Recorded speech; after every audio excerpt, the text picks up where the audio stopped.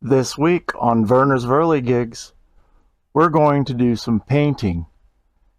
Specifically, we're going to be painting those Kurt Vises, a lovely shade of Kurt blue. Stick around if you want to know how you can get that same color.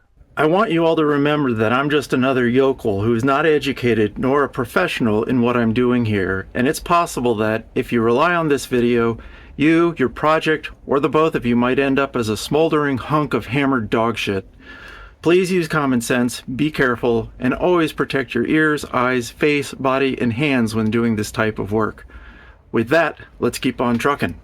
This video may contain peanuts. Well, hey everyone. Welcome to Werner's Whirligigs, or welcome back if you've been here before. I'm Werner, and this time we're painting. And we're finally going to be painting those vices. I've been working on them off and on for 8 or 9 months. Obviously, mostly off, because it took me a long time to get them done. But they are ready for the paint booth now. And in this video too, I'm also going to share with you the secret gold nugget of information about what you can do to get almost an exact replica of Kurt Blue. Now, you'll have to watch the video to find it, but I will share that with you in the video. So put on your painting shoes and let's get dancing. I'll catch you up where we are. I haven't done really anything with these since we ground them down. These two are the ones that are going to my friend, and this is the third one that's been coming along for the ride. I also have the various parts for each of the different vices up here. I took these out back and beat them with a cane. Actually, I washed them down with a soap and a scrub brush just to get off all the heavy stuff, especially some of the powder from grinding these things down. And in a moment here, I'm going to go over them with a rag and some acetone to clean up anything that's left behind. Then I'm going to tape all these down with some masking tape, and then we're going to paint them. The only pieces that we're going to paint are the main base itself, and then this piece here. And you can just see I'll probably peel this off and redo it again, maybe not, but anyways, this piece gets painted in its entirety except for the places where it intersects and runs with the base. The top gets painted except for the ways, and then on the bottom we'll tape all of this off, and we're only going to paint these areas here. It looks pretty nice when it's all done. I've done this a few times now. And one other thing that I needed to do was a little mill work. And it turned out that this moving jaw would not, for this part right here and this part here were interfering with this right here. I'm not sure why. They're all D60s. This one says D60-2. The other ones say D60-2. I'm not sure what happened, but it wouldn't fit and ride over this. It was interfering. So I just put it up on my mill, and you can see I just took out, I cut off a little bit of the top, and then I cut another little groove here just so that it would clear where the screw goes through in the base. The reason why that was peculiar is that the other two moving jaws didn't have that problem. I didn't have to do anything to them.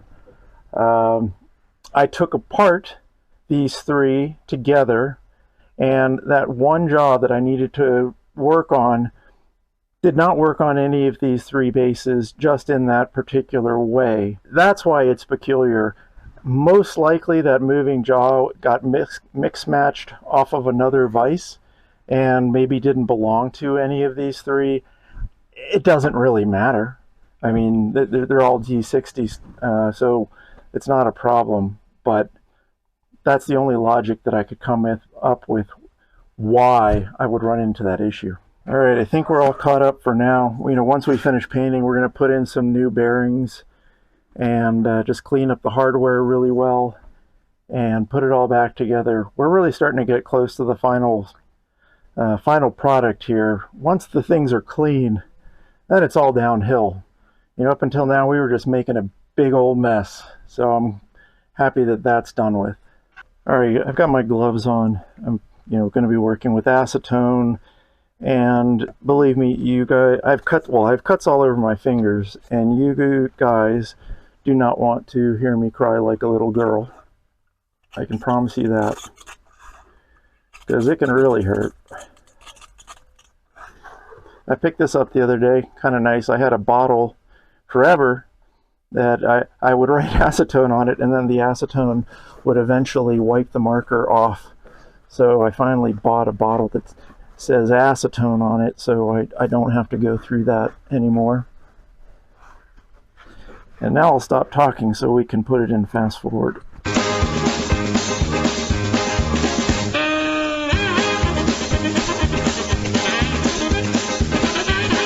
I think I'm getting high in the fumes.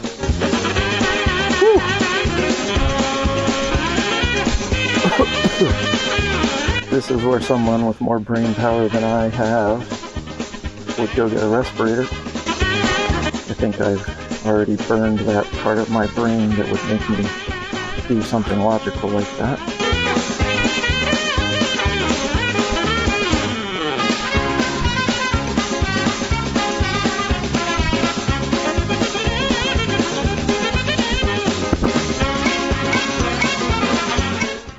One other thing I didn't mention, I ended up having to grind these down. Just two of them, not all three, two of them, not sure which two.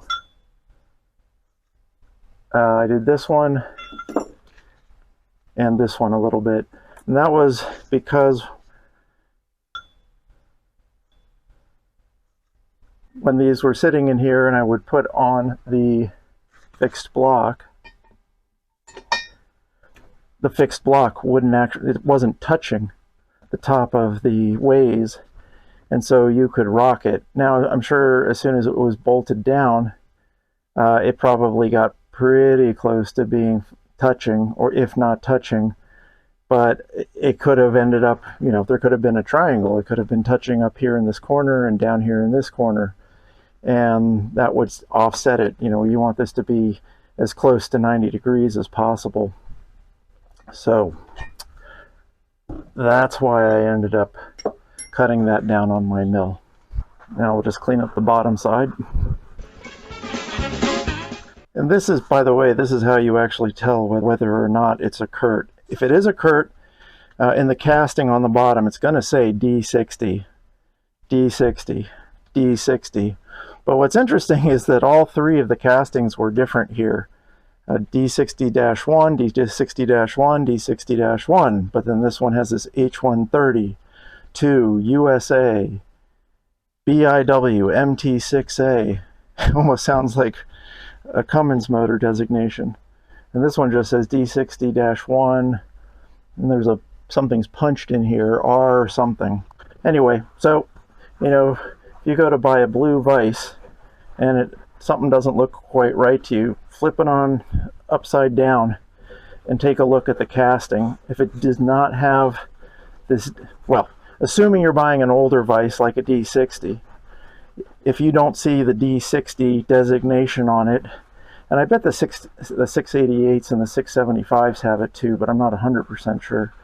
Anyway, if it doesn't have that in the casting, then either you have something to negotiate over, or you walk away if you really want a Kurt. And speaking of that, to be honest, I'm not sure what exactly is the mystique about Kurt, or was the mystique about Kurt back in the day. I mean, it's American made. That's awesome. Definitely plus for that. But there are quite a few other manufacturers in the U.S. now, especially as the industry has evolved into CNC. I think Orange is another big one that is around. And you know, the Vises anymore are nothing like this. I mean, of course they use the style, but there are many more sophisticated holding fixtures available now to machinists. But you see these in CNC machines as well.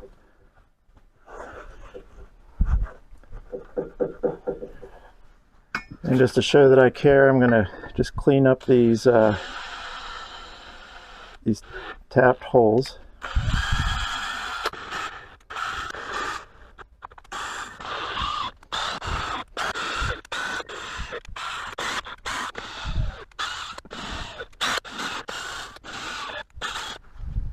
And now for the next little while,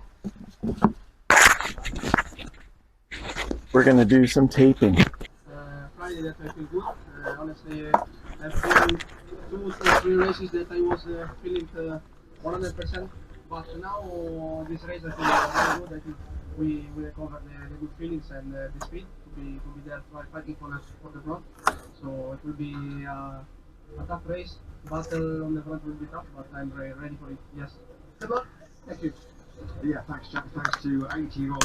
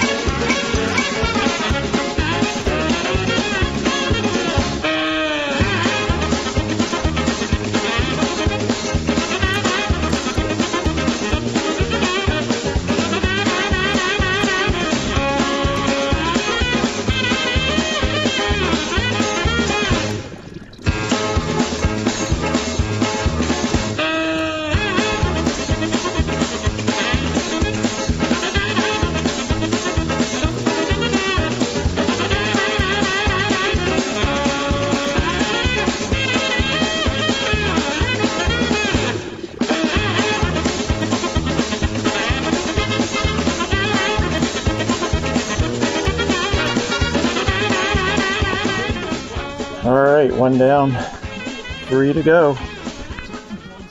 And that's just the bottom. So here on the top side, we're only going to do the ways, and we may also do these bolt hole areas. They are machined, so it would make sense that they're not painted.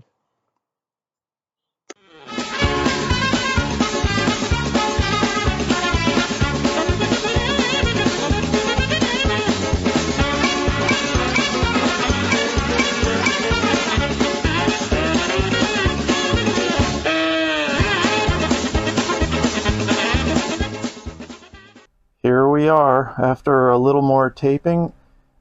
Everything in the foreground is ready for painting, and of course everything in the background is just sitting waiting to be installed at a later point. So we're going to take this out to the paint booth now and give it some color. In spite of the jokes I was making earlier about acetone, I am going to wear a respirator while I am painting, especially since I'm going to be in a semi-confined tent area that will keep some of the paint in. Now, I'm not sharing this with you as a cautionary tale. I'm just telling you this because you guys may have some trouble understanding me. I will do my best to remove the respirator before I talk, but I have a feeling there will be times where I forget, and I'm going to sound like the teacher from Peanuts. Everything is sitting here in my paint booth, and I'm only going to be painting the top today. You have to wait 48 hours after you let things dry. I need to let things dry so I can flip these parts over to get the one remaining side. So I'm going to do this, wait a couple days, and come back and finish the bottom. Alright, let's get going. So I'm going to do a primer, automotive primer.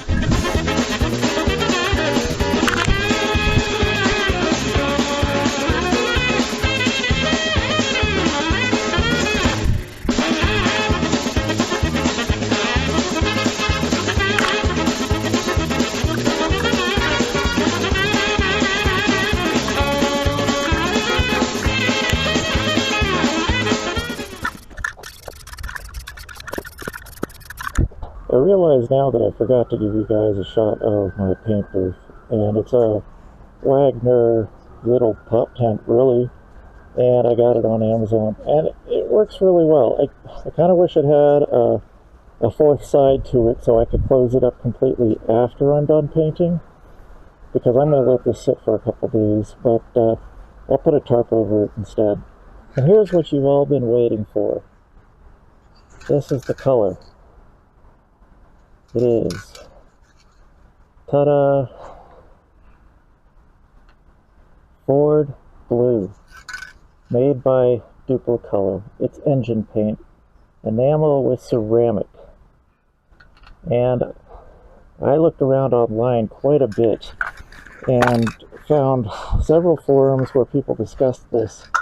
And in one in particular, somebody from Kurt jumped into the conversation and said that the Ford Blue was the closest thing that Kurt had seen to the blue that they use for their Vises.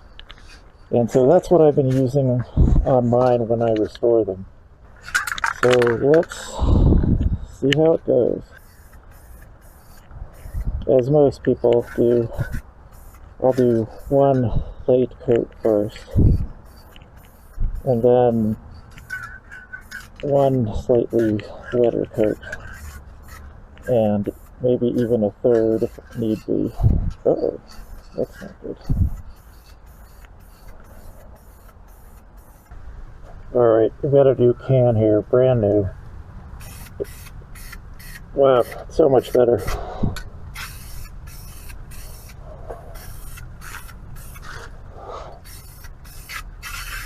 Still doesn't like to spray straight down, but it's so much better.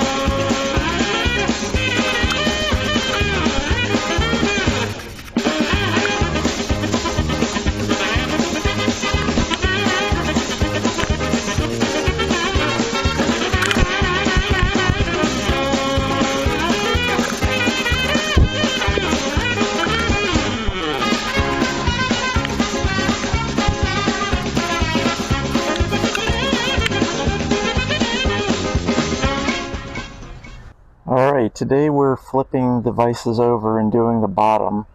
I've let these dry for 48 hours. I think that's a little bit much. I was reading the the bottles for the primer, and they suggested waiting 48 hours. But then when I read the bottle for the blue color, it said safe to touch in 3 hours, but it didn't say anything at all about recoat times, which was a little bit frustrating. Anyway, let's give it a whirl. I'm going to put on primer, color, and then also some clear. I'm going to try matte, satin, and gloss, one on each, just to see how different it looks.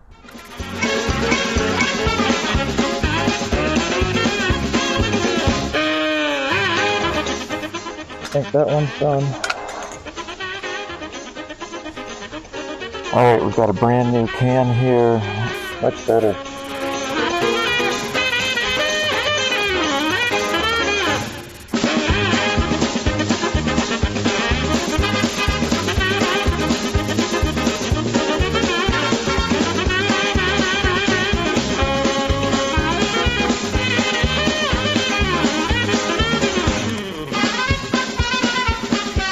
This can is on its last legs and really is only spraying in almost a horizontal plane now and doesn't want to spray down very well. So let's see if this new can can do any better.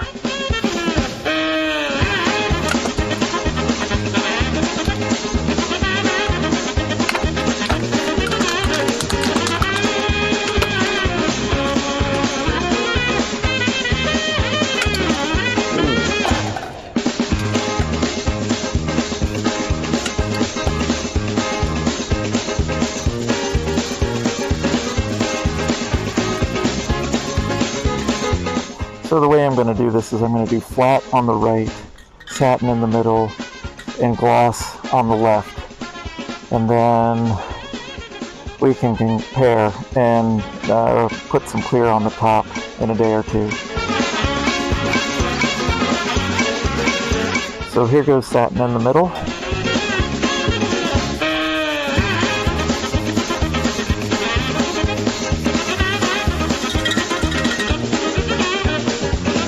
Just about running out. Alright, and finally gloss on the left.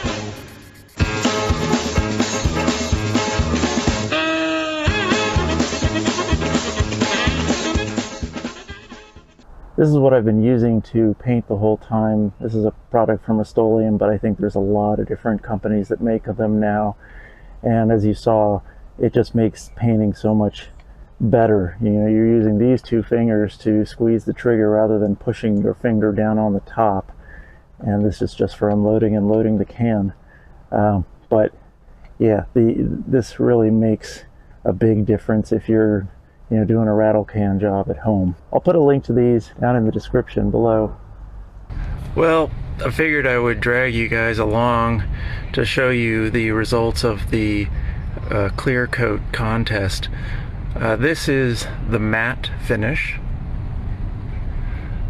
This is the satin finish. And this one here is the gloss finish.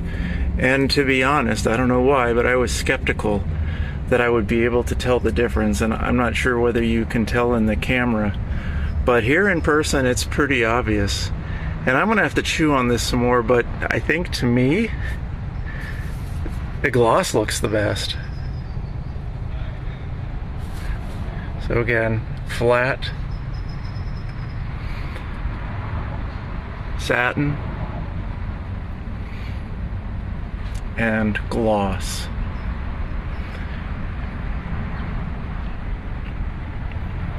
Satin,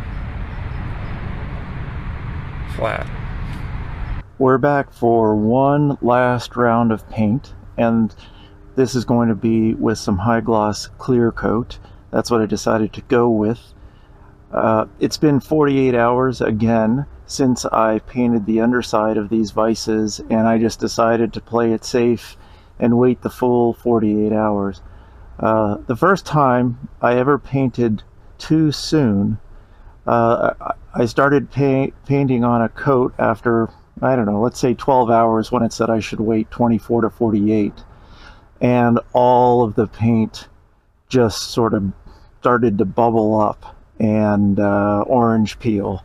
and it basically ruined my paint job, and I had to remove all the paint again and start from scratch. So now I try to create a situation where I'm not in a rush and can take my time and allow things to dry. Okay, well, let's go ahead and start putting on this clear. By the way, I've already wiped this down with a rag, and then I also used just a little bit of acetone just to clean up and remove any dust that may have fallen on these pieces. So with that, let's start painting.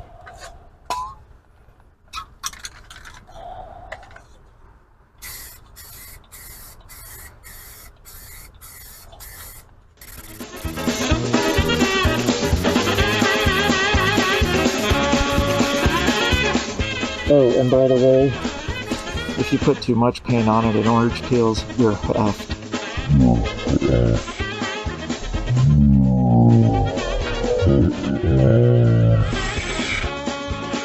Huh, I wonder what he meant by that.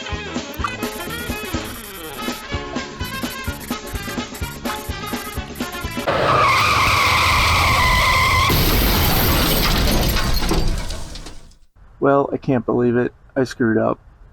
I was putting on the clear coat, and just after talking about, putting on the paint too soon, I put on the paint too thick.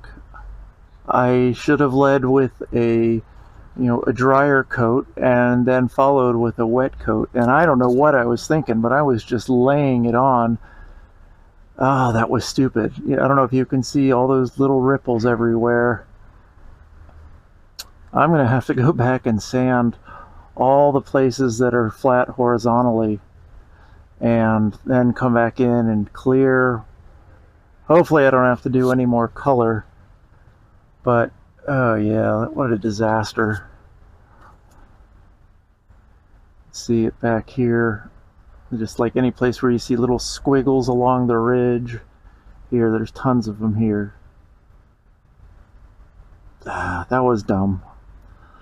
Oh well, but that's life. We're gonna wrap up this one here, and I apologize for doing it at a low point, but a low point is where we're at, and this video needs to be released within the next 8 hours. So we're stopping here. There is no way that I could undo what I just did in that short amount of time. If anyone out there wants to share something dumb they've done and isn't embarrassed to do so, I'd appreciate it if you'd leave it in the comments below. I thought about just glazing over this, and I could have just stopped the video after I painted and said, all right, in 2 weeks, we'll take off the tape and put it all back together and see how it looks. But I showed you what I did, and it was dumb.